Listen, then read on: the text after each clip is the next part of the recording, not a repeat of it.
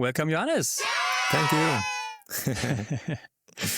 Johannes, this week the new season starts, and it's the first time since 2013 that you're not on the line there. So what are you doing right now? At the moment, nothing much. I'm, as you, excited for the new season, and I'm waiting for the snow to arrive. I look forward to pick up my skis and go skiing again. So now it's just a waiting time until World Cup season starts. Yeah, you could go skiing on the weekend, on Saturday and Sunday in Östersund. Yeah, it could, but I think we need to just find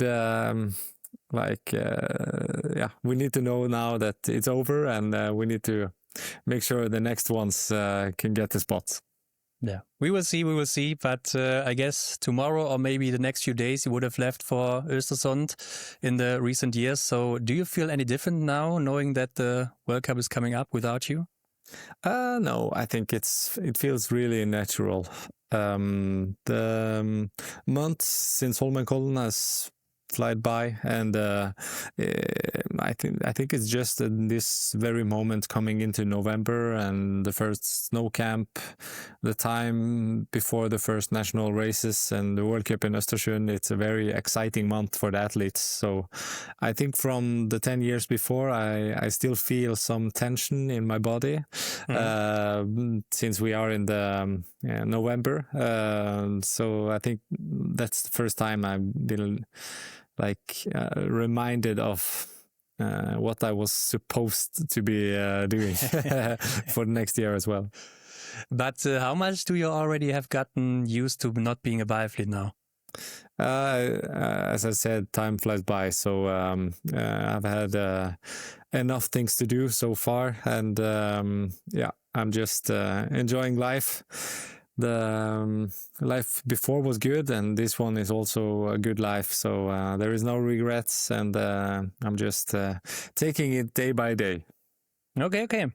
So let's maybe jump back a little bit in time. I'd like to reconstruct your path to the decision to stop now. And because last year when we talked, you told me that it's 2 more seasons for you, and you seem to be very focused on the Olympics, and that was also in November.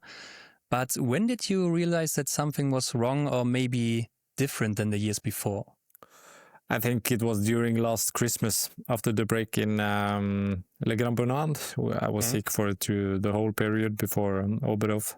So you got some time to think about the whole picture, not only the next training session or the next race. So I just felt inside that, okay, maybe it's time. And once that feeling came, I quickly found out that I think this will be the final season. And it was a good feeling as well. And it didn't take too much time until I was thinking about it, until I found it out. So I had no plans of this during the first 3 World Cups last year. So everything changed almost overnight. And I think it was because I never really had a chance before to stop and think for the future. But it was the right decision, and I was really happy the way the last season ended. Yeah, and I mean, it also started pretty well for you in the first trimester. You had 3 wins and 6 podiums out of 8 races, and you were also in yellow before Christmas. So it wasn't like that the feeling grew in the first trimester. They were already still focused on the Olympics and thought, okay, maybe next year I will also be here. Yeah, for sure. And when I was in Le Grand Bonnard, I was not focusing for Paris Olympics in 2030, but I imagined going there, maybe working for TV or watch the others. So I knew that the retirement was going to come in a couple of years, but it came 1 year earlier. So I was wondering about, maybe has there something changed in the feeling of winning, or what it feels like to win, or being good in biathlon, that it was not so important anymore for you? It's always been important, but the same feeling of winning was not so strong as the first victories. So I think it's that it didn't really that was not part of the decision. It was only the decision to stay, to get one more year with the kids when they were young. So it was nothing about the sport and nothing about motivation and about not enjoying to win or fight for the yellow bib, because this has always been like the childhood dream of me, and I think will be for many years to come as well. So it was just the bigger picture, you know. Family is the biggest thing, and imagine being yellow bib, winning 3 of the 8 first races, and then think, okay, I think it's time to stop. Then you give in on top, and it's also a good feeling to quit in this time instead of to be really bad for a season or have a bad period and then be a quitter. But that was not the situation. But I guess you could have had some more good seasons with your age. You're not that old, so probably you would have been also a good skier the next years, and the shooting would have come also easily. But I would also see it from the other side when you also say like, the time flies and so on. You could also say, okay, this 1 year will fly by, and we are now back in November, near to December, and close to the Olympics. So it would also be a short time for you to invest here, and now maybe have some more wins, have some more medals and so on. So didn't you think about that? Yeah, I was thinking about it, but it was not so important. It was just a number in the end. Adding more victories or the last years after the 22-23 season, when I broke the record for most win in a season, I stopped thinking about reaching records and winning to get 100 wins, or it was more like natural behavior, and I was more open-minded about the results.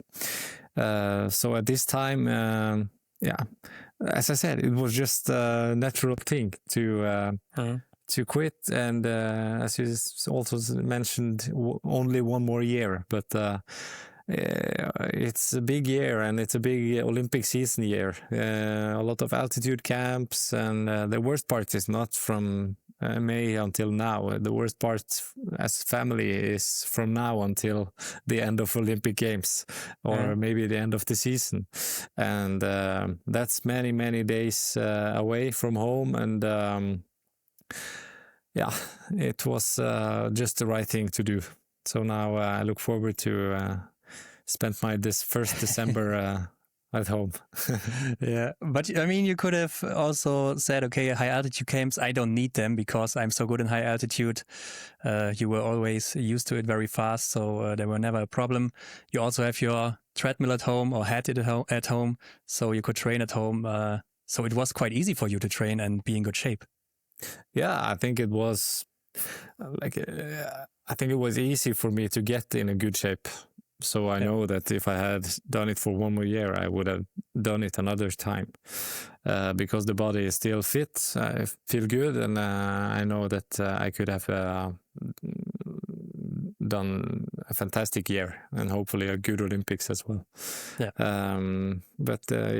It's that also tells you that it's the bigger picture, because when you can be the world or one of the world's best biathletes without not training that much, people will think that I'm crazy to quit, because I could achieve so much with so little. But there was not enough either to continue. Okay. Good. So, you told me that in Christmas you thought, okay, that's it for me now here. Can you explain to me a little bit more in detail what was going on inside you? There was nothing much more going on except seeing how the next 1.5 years would be for one more season, and it would take a lot from myself from my wife especially and her family. They have been there for us while I've been away for the last years. Staying here at home, making dinner, take part of the daily life, and they also have their life, you know. So I felt that I couldn't reserve them for one more year. So it was, it was just the right thing. There was no meltdown, nothing special happening. So it was just, I felt that it was the right decision as a family, and to grow together again and not further away from each other.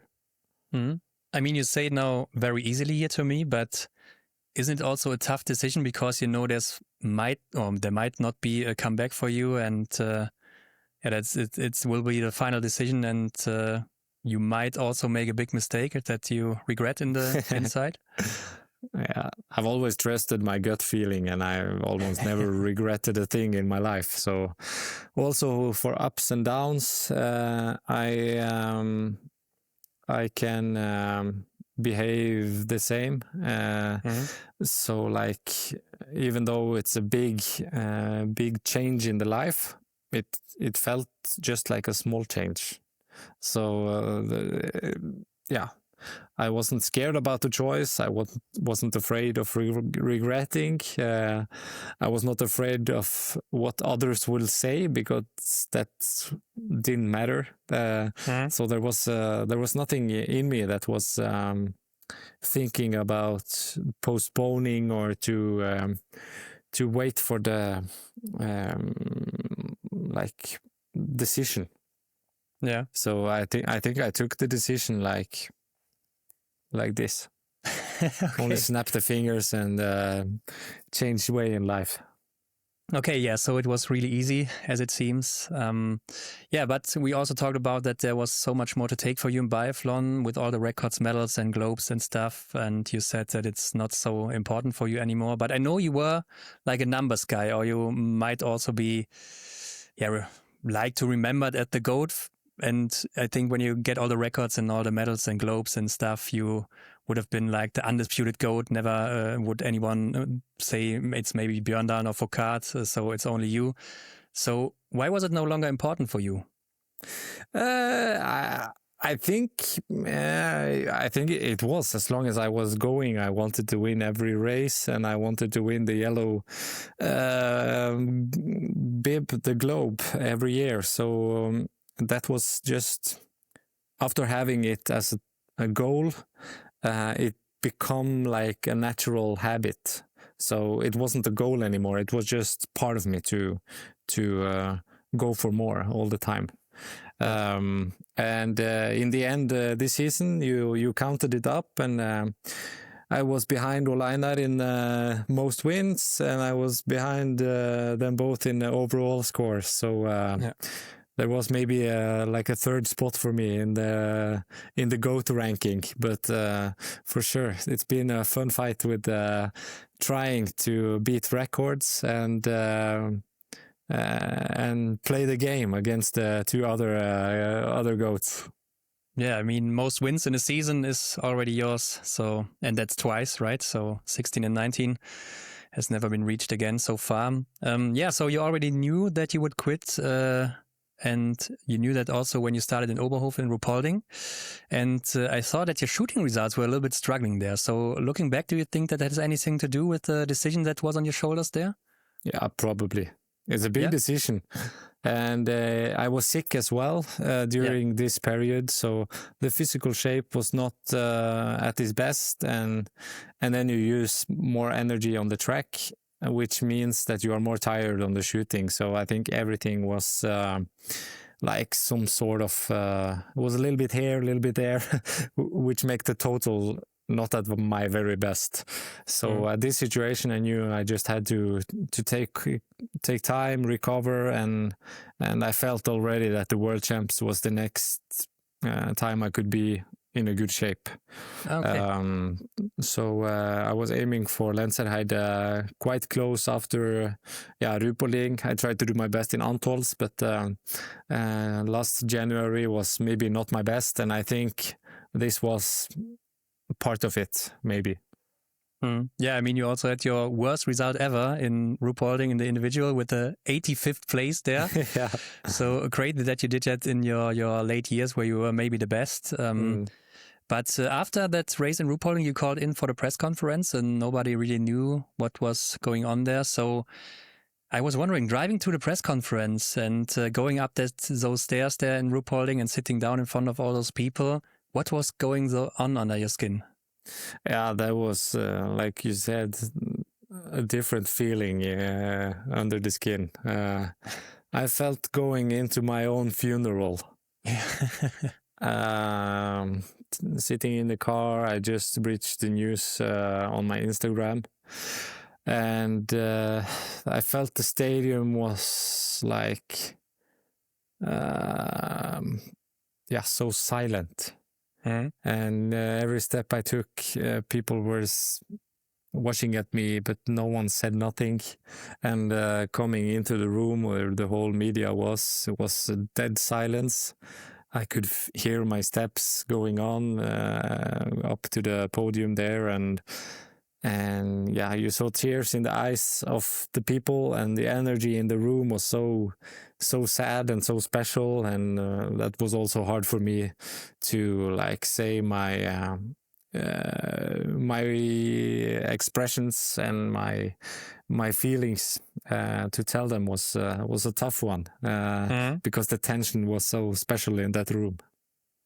But you told me that the decision was easy for you in Christmas. And then here, it doesn't look so easy for you. Nah, it's never easy to say goodbye to something you love, and I think the worst thing for many people is not the decision itself; it's to tell it to the people, and especially if things are really surprising. Because I've been like aiming for the Olympics in 26 for so many years that I think this was the biggest surprise for people. And then you see people are sad about your decision, and you're still thinking about what could be, and imagine how life would be both with and without the sport. So I've never really like cried so much in my life or had like big feelings, like outrageous feelings up and down.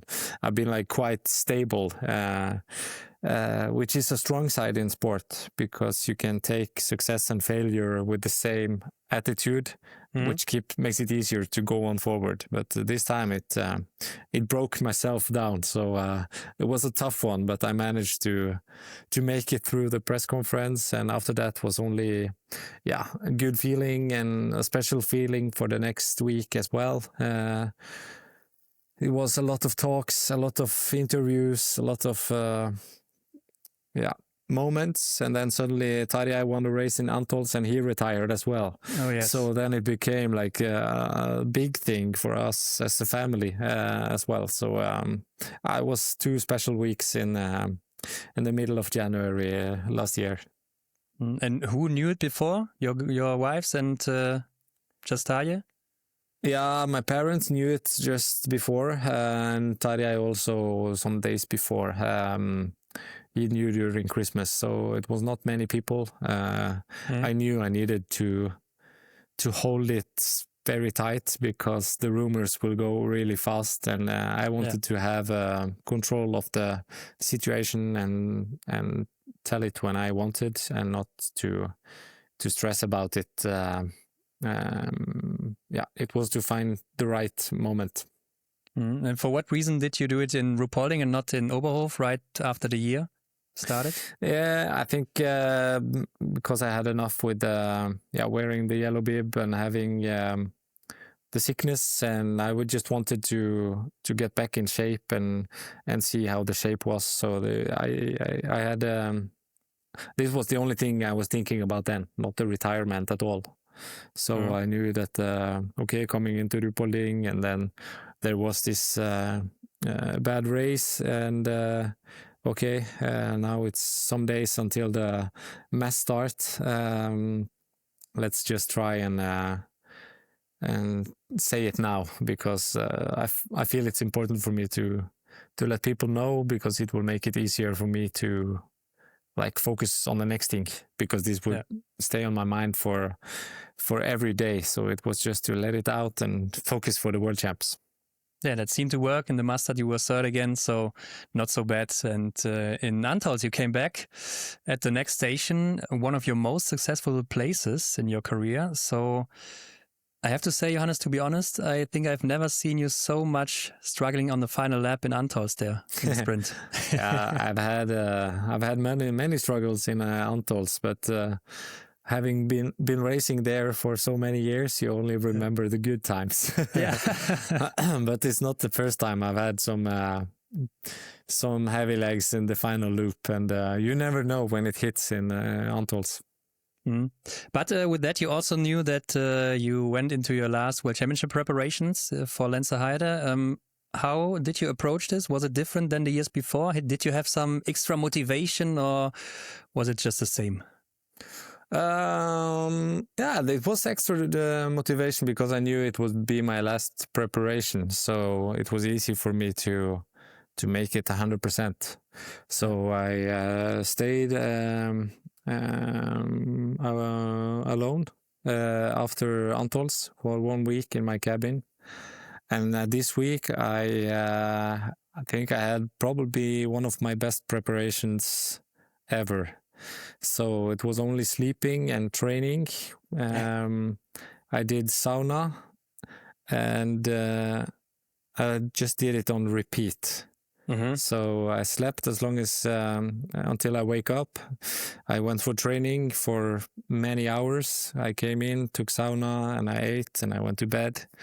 And then I went for training again in the evening, and then took a new sauna. So I was really ripped and well trained in Lenzerheide. So I think that was maybe my peak body. Really? Yeah.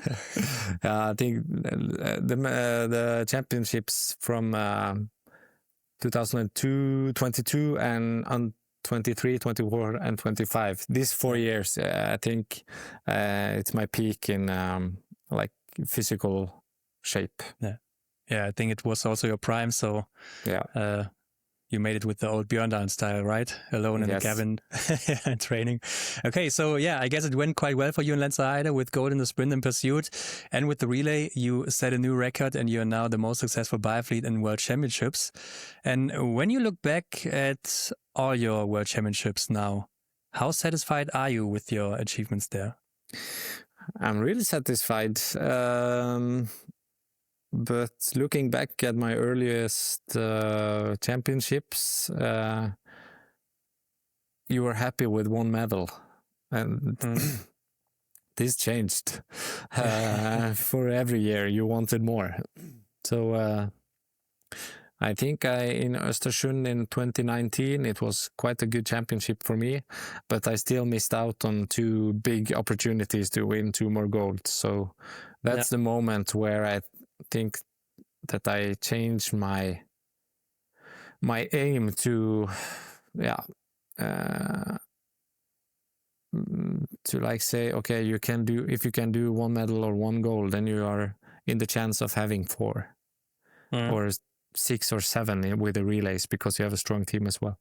So coming into Antholz, this was important for me to be ready for each distance and not be happy for a medal, just continue until the next and until the next. And I think this takes time as an athlete you need to win something first, and then you have some overreaction about this. So after time, you are more calm during the championships, and you are more ready for what's coming. So this one, the championships from Östersund to Antholz, Pukluka was not so good. But after this, I had a fantastic run. with the most amazing results. So this one I'm really proud of, like having 3 golds and 1 silver medal in the 4 last championship sprints is excellent. Yeah, that's true. Yeah, I also saw that it was in Über of 2023 that you started your streak with the World Championships. You got in the last 3 events 11 of your 23 gold medals. So nearly half in the last 3, and I think you had 8 or 9 World Championships in your career. So that's crazy.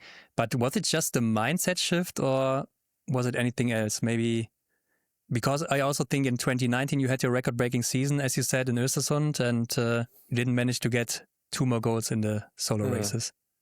Yeah, I had the chance in the pursuit. I think I missed 3.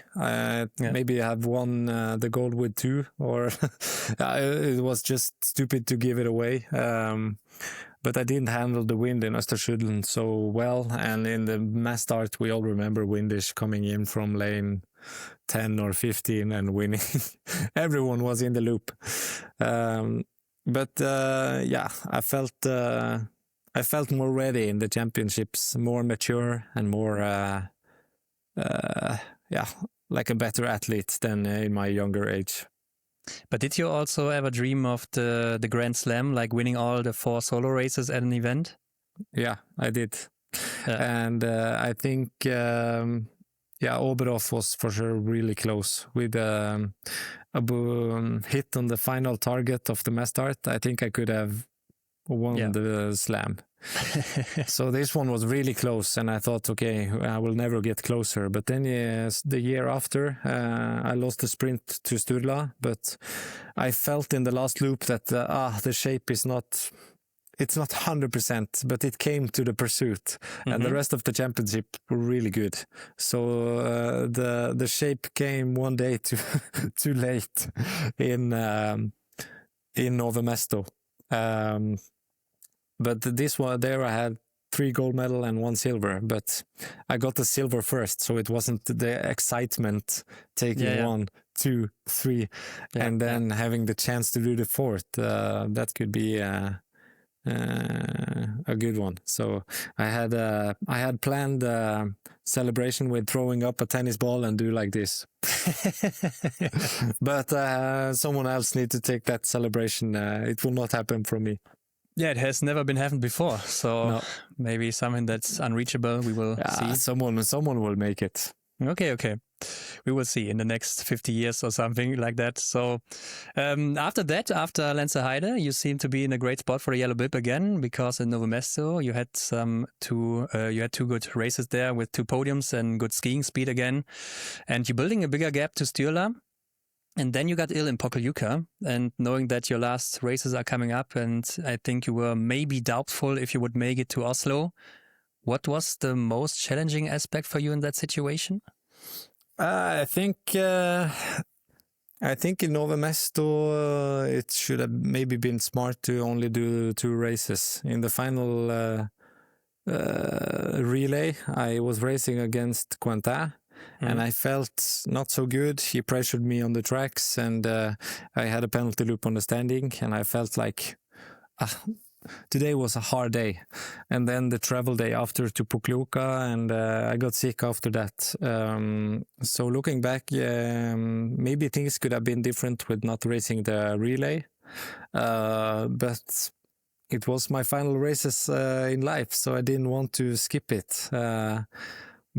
So I was just enjoying it, and you never know when you get sick. So it was a good chance for me to try and get some points in the individual, but that was probably my hardest race ever. So I was fighting with my own body, and I used so long time on the shooting because the body was not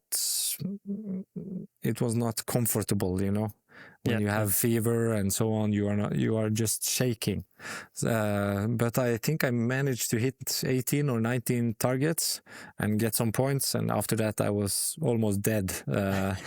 So the only chance was to get home and try to be ready for the races in Holmenkollen. So I knew that the World Cup would go away at this moment. but I also knew that I would have no chance to be good in the mass start in Pukluka as well. So I took the right step, I think, and I got my victory 1 week later in the sprint in Holmenkollen. So then it was suddenly worth it. It was a good ending. But were you afraid that you would not make it to Oslo with the illness? No, because my history is I'm almost always in training in day 7. 7, okay. Mm-hmm. So there was 7 days. Yeah. So I knew I was going to make it, but you never know. Probably not the best shape, but I was in quite good shape in the final 3 races. So I get a good ending, and it was special. Before the sprint, I had tears in my eyes before the zeroing coming into the stadium. I felt the goodbye from the people, and it was a strong performance to get the victory. And I think maybe someone up there helped me, because I had 2 very marginal hits in the standing shooting. But that's sport, and it was the greatest ending since Ruhpolding and the press conference, and the final run until Holmenkollen was a beautiful one. Mm. Yeah, you had also the best skiing time again in the sprint, so the illness didn't bother you so much, I think, but who knows, maybe you would have been even faster. But I was wondering, does the sprint have a special meaning to you in your career? Yeah, I think that's my best race, and I pushed the first loops times really down from what was before I came into the World Cup. So I think that's in my if I have some sort of footstep in the sport, I think it's the way you do the sprints. It's changed from before. So now everyone go full on and try to win the race from start. And I know that in many situations when I cleaned prone and I had a good skiing time in the first loop, I could control a little bit in the second loop, which made me have a good feeling in the standing, and also a good final loop. So if you can put the pressure on from start in the sprint, I think this is one of the most important things to win the race in the end. Yeah, I wanted to ask you exactly that, because I also think that you changed the sprint for modern biathlon, that you were the first guy who went all in from start to the finish line, and before it was more controlled in the first 2 laps and then all out in the last lap. But where did that come from? Where did you see that this is possible, or was there a role model for you who did that? Nah, I think it was only my type of racing since I was young to make it and try your best from start. For many years I had really ups and downs results, both physical and with shooting, so I guess it took some time to practice perfect. But I think in biathlon sport it's a big how we call it,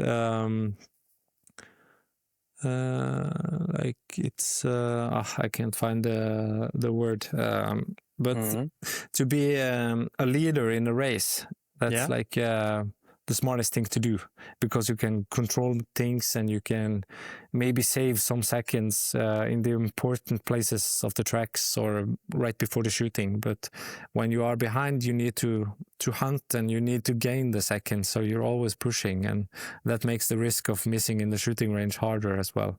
So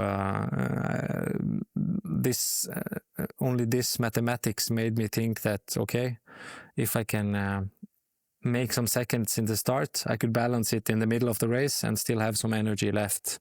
And it's better for me to, instead of having 15 seconds better last loop and the same in the first and second, it's better to take maybe 15 seconds in the first and 5 in the second, and you can lose 2 seconds in the final loop and still be ahead. So it was just I did my best to have the best course time combined with the best chance of shooting clean. And I think in the sprint, you need to be there from start. So was it also that you went in from the start with all your power, that you gave it all in the first loop, and you were really struggling at the first shooting at the prone? Nah, I never been like a technical shooter in prone, so you have more power left, but I was only skiing faster than my rivals, and sometimes I felt the pressure from like guys like Jacquelin and Samuelsson and some others who have tried. Yeah. They have failed, but they have also succeed on it, you know. Yeah. So it's a little bit more risk maybe, but I think you need to take risk if you want to win. It's part of the game. Yeah, and it worked out for you, I would say, especially in the sprints. But after the pursuit in Oslo, it was clear that Sturla is the new total score winner in 2025 now. So how do you deal with the fact that you couldn't quite go all out until the end because you got that illness? I have been thinking so much about it, and I think also Sturla deserved to win a World Cup overall because I've been good the last years, but he has been right behind me for for so many races. And probably he will be one of the favorites. But it's like I told you earlier in the podcast as well, that if things change, I just don't mind so much about it. I just focus on what I can do. So, when the World Cup was gone, I was sad about it for sure, because that was my goal of the season. But it was like that, and things could have changed if I didn't get sick. So that's like, you need to just face the facts that you missed out on the chance because of the sickness during Christmas and also the time in Pukluka. And when you have two times before important races, then you lose a lot. Yeah, I guess that's also a very good mindset to have that, and very healthy. So going into your last race, having done 364 races before, how was number 365? Oh, so I've had 365 World Cup starts. Yeah, with relays, yes. Ah, that's like a calendar year. Yeah, yeah, it's true, yeah. So... 1 year of racing. 1 year of racing. It would be hard to have it all in 1 year. So I'm glad I took it over many years. But the final race was a great feeling. So you knew that it was the end, and it was just a good vibe throughout the whole weekend. We were so proud to feel our goodbye from the people, both in Norway, but also in Europe and in the world. People came from many different places to see us one final time, and we really felt a heartful goodbye from the fans, and this was the most beautiful things that happened this season, and maybe in the career as well. We are proud that we have made some emotions for the people watching us. To be honest, to me, it looked like, when I look at that last race of you, that you were really eager to win that race. So that you had really the motivation to go in and give it all. Am I right with that? Or so? I mean, it was also, you could now say, okay, it's always the case, but I think it was a little bit more the case then. Yeah, I just decided to go as hard as I could, as long as it was a chance. And I don't remember my shootings, but I maybe missed one in every shooting. So there was always a penalty loop to try and catch, and I felt good in the tracks this day as well. So I was just thinking, okay, it's no need to slow down and wave and so on. Just do your best biathlon you can until the finish line, and after that you can celebrate. So I think I just felt the need to do it one last time as good as I could. Yeah. But going away with the best skiing time again is maybe also a thing that is a signature move of you. So in the end, it's 91 wins for you, 5 big globes, 23 World Championship golds, and 5 Olympic gold medals. And I think that doesn't sound so bad, right? No, I'm really happy. And yeah, it's easier to think that it could have been more, but the sport is so marginal that it could have been less as well. So I'm really happy and proud of my success. But is there anything left open for you? Maybe also something personal that we don't even realize, but that was also very important for you? In my career, or in your career in biathlon? I think it's the biathlon family is a great family, and I've always enjoyed being on the World Cup with the teams, our team, and the people working in it, and also the athletes from other nations and the waxers from other nations. And it's always a good banter and a good competition, always fair play and not so much intrigues in our sports. So it's been very relaxed, and people are having fun, but still fight as hard as they can when from start to finish. So it's been like a fantastic ride, and we also have the best fans, both on site but also watching us on TV. So it's a fantastic sport to compete in, but from what I've seen, it's nice to follow from the outside as well. I think inside is better. I think it has its perks both ways. Okay. So I have a few general questions about your career. What would you say was the best race of your career? I don't know, but my most special, combined with the best performance, maybe, is the individual in Pukljuka, when I won with in front of Martin Fourcade and in 2020. Fabien Claude. Yeah. In this day, and it was really a special one because I was out from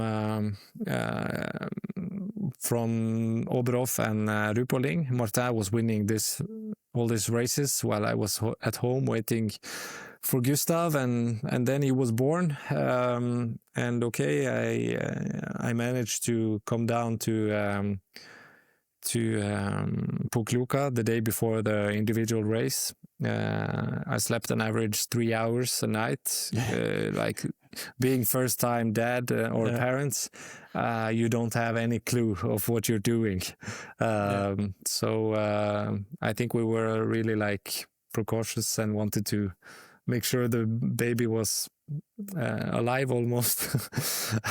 So we were awake a lot, and I didn't train perfect at all since New Year, because the conditions in Oslo while we were waiting was quite bad. It was just icy tracks and not so much snow. But I came in there and I was just sleeping until the start, and then I shot clean and won the race in front of Martin.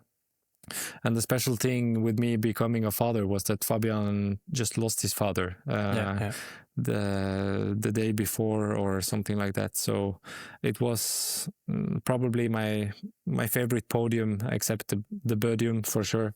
For sure. So it was like a special.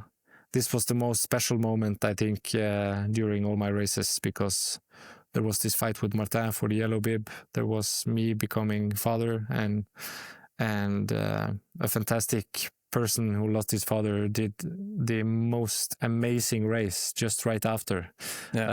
So there was just a beautiful podium. Yeah.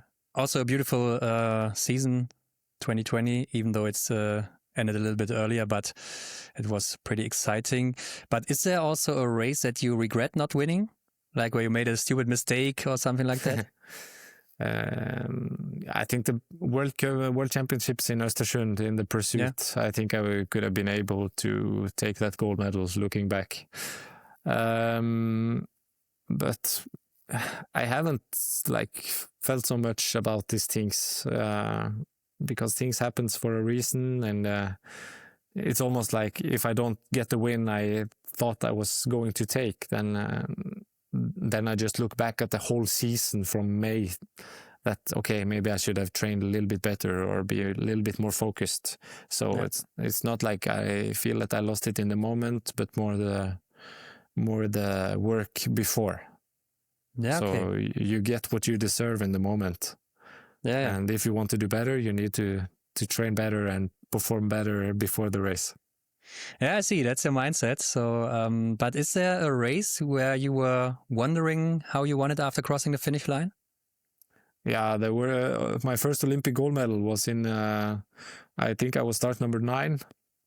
Was big names coming from behind, and many people had the chance to win, but they failed one after one. So that was like, okay, it was a good performance, but maybe not a medal. And then 10 minutes later, it's like, okay, this looks maybe like a medal. Mm-hmm. And then 20 minutes later, it could be a gold medal. And then half an hour later, it was. I had like 5 seconds on fuck in the finish line. So that's almost the only time I've been sitting and waiting because I was not performing like that. No one could beat me, because many could beat me, but they didn't have their best day when it mattered. But was there also like a big catch up where you thought, wow, how did I do that? I think one of my pursuits from late start number that's the best feelings, when you come from really far behind and you gain positions and you get the chance and you shoot clean and you make a sprint or something. That's those are great memories as well. Okay. So with the new season coming up, I also want to make sure to use your expertise and see what you got to say. So who's your favorite this year for the big globes?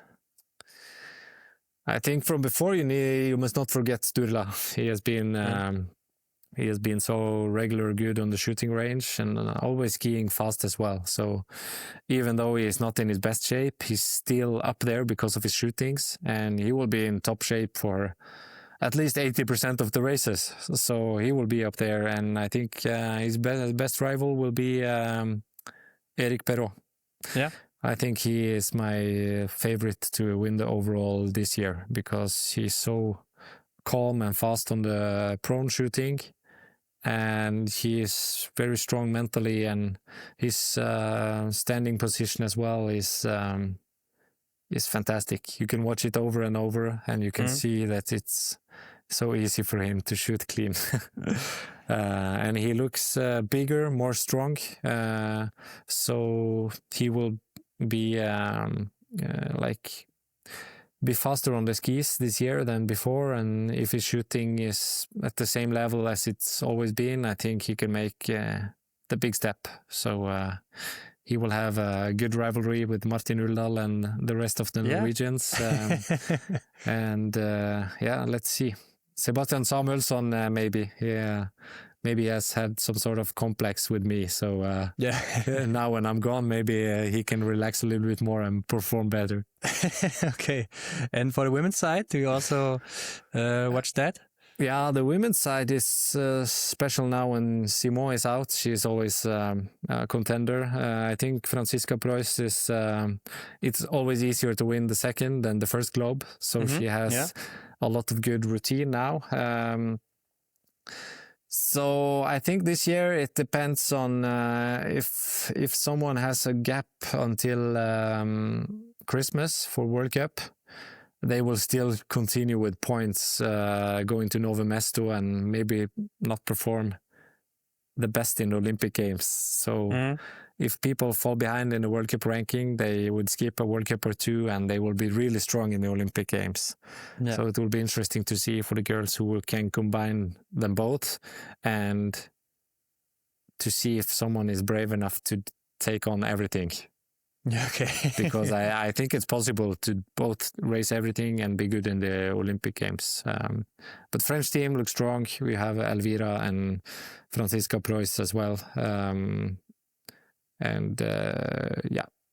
Hjelmeset Kirkeide, she's not contender for yellow bib, but she skis fast, and if she shoots faster as well and shoot clean, she can be there. Maybe not this year, but during the next years, I think she can. Yeah, will be exciting to see, especially because she's so young. But do you see anyone right now, maybe also in the youth classes in Norway, who could grab your records to be the next dominator or something like that? Yeah, I think you almost need to start and win when you are 20 years old. So yeah, in the World Cup now, we don't have anyone in this age. So we have to be more patient, but there is always coming someone. So if not this year, maybe next year. Yeah, I saw you had your first 2 World Cup victories at the age of 20 and 5 before you turned 21. So that's crazy. I think for kart even started with the end of 21 or 22 or something. So pretty late, but then had a long streak. And you think Team Norway without the Boe brothers is still very strong, or is Team French now, Team France, a little bit stronger?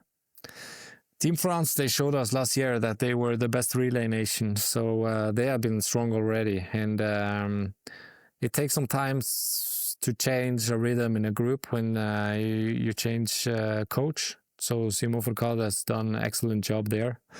After some struggle the first year, it changed. So they look strong. It's not the biggest nation for the numbers of athletes, but the ones who are in World Cup, they are really good. So they will for sure be the big rivals to Norway. And I don't think the Norwegians have been thinking about their opponents outside of Norway, because they only think about beating their friends in the team to make the spot in the World Cup and also to make the qualification for the Olympic Games. So I really think that they haven't been thinking about the rivals from outside of Norway. So I think they need to feel it in Östersund this weekend. Okay, so for the last 8 years, I've also seen that you've been the fastest guy on the track, always, over the whole season. So any guesses who will claim a title now on the track? I think maybe Ponsiluoma has a good chance. Yeah. Yeah, I think Ponsiluoma... Yeah, maybe Ponsiluoma will be this year's horse on the ski. Yeah, but you're also pretty deep into the stats, right? Yeah, you need to be. You need to know your rivals, and you need to know their game, what they're good at and what they're not so good at. So then you need to know the stats. So I know who are fast in the shooting or better in the first part of the race or second, and you need to calculate it during the race to get a better outcome of yourself. So this is really important to get knowledge about the people you're racing against. Yeah, so it's biathlon engineering, right? So it is. During the race, you are for sure thinking about yourself, but you position yourself in a situation where you think you have the best outcome to win. So for me and like for Martin and so on, we knew that, okay, we need to get out of this big group because that's the biggest chance for us to win. But for the sprinters, they think, okay, I can be in this group and they can drive me to the finish line and I take the sprint. So people always have to try and affect the race in their hands. And did you also rewatch your races and analyze things there and stuff like that? Yeah, I did. You feel something during the race, and then you see the course time. For me was always important to look at, and then you get the feeling of the shape of the others as well. But yeah, you needed, you check the result list and you adapt to it for every race. Okay. So your first summer without biathlon lies behind you. I thought you got some other hobbies now with football and hunting, and you also tried running. So what's up with you now? How was the first summer also as a retired athlete? It was amazing. So it was not so much training this summer. I was in a numerous of weddings and had some holidays with family on my side and Hedda's side and together as well. So we spent time just having a big vacation, long vacation for 2 months. And now it's the last 2-3 weeks I've started to train again, and I feel good about training. So I look forward to ski a lot and hopefully go for some trail races next year. That's I hope to get one big trail race and try like around 60K in the mountains somewhere in Europe. But isn't it tough to be like now an athlete just like everyone else and not the best anymore in a sport? I think I like gave in a good time, so people will remember the results and the achievements you did, and that's enough. You don't. It's okay to if people forget you or if you're not in the TV more, because this is over. If it was not this year, it will be next year. So I'm just enjoying it for now, and try to follow the sports and not work close to it, but somewhere in it. So it could be nice to be a part of biathlon for the years to come as well. Okay, so I think, do you have any plans for now this season? What you want to do? No, not for now. I think you will see both me and Tarjei on TV, but when we can't say yet. Okay. Yeah, probably at the Olympics, I guess. But maybe I'm qualified for the Olympics. Yeah, Johannes, I thought you were back. You were back on skis last weekend, also at the shooting range with Johannes Dahle and the other guys. So yes, back on skis. Is that a sign that there might be a comeback in the future? Maybe for 2027, where you still got a World Championship spot there? No, it was. It will not happen. So.